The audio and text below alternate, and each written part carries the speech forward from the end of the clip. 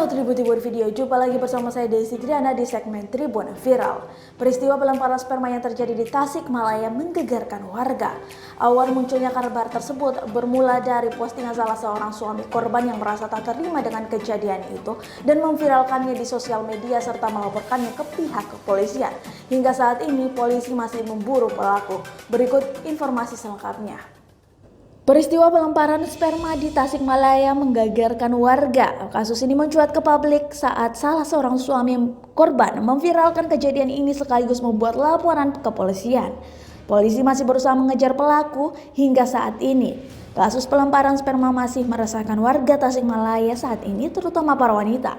Dilansir dari kompas.com, seorang korban bernama LR 43 tahun menyebut kejadian tersebut terjadi saat dirinya menunggu ojek online di Jalan Letjen Masudi pada Rabu 13 November 2019. Kemudian ia dihampiri pria bermotor Matic hitam bernomor Z5013LB. Pria tersebut mengucap kata-kata tak pantas sambil menatap wajah korban. Ia kemudian memasukkan tangannya ke dalam celana. Merasa curiga, korban kemudian mengambil foto pria tersebut untuk berjaga-jaga. Benar saja, tak lama kemudian pria itu langsung melempar sesuatu yang diduga sperma ke arah korban. Pelaku pun langsung kabur begitu saja. Suami korban RF mencari pelaku sampai ke desanya. Suami korban RF 45 tahun yang tidak terima istrinya dilecehkan seperti itu langsung memposting foto pelaku yang sempat diabadikan oleh istrinya. Dari situlah RF tahu bahwa korbannya tak hanya istrinya seorang. RF kemudian mendapat informasi tentang pelaku. RF datang langsung ke kediaman pelaku yang berada di Kecamatan Cijedeu, Kota Tasikmalaya. Dari pengakuan warga sekitar, pelaku memang dikenal sering membuat onar. Di lingkungannya sendiri, pelaku juga dijauhi karena sering membuat masalah. Menurut keterangan RF di media sosialnya, ia sudah bertemu dengan keluarga dan ketua RT serta perwakilan keluarga pelaku.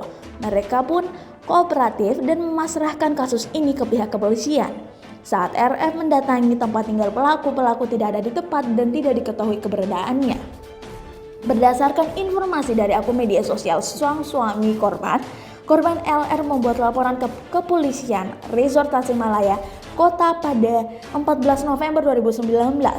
Dalam surat tanda bukti laporan pengaduan tertulis uraian singkat tentang kejadian.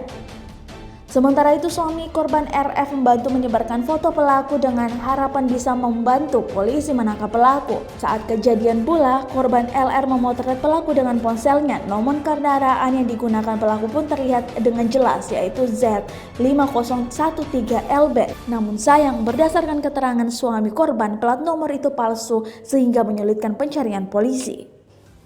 Tentunya ini merupakan himbauan kepada para wanita agar selalu waspada dimanapun berada.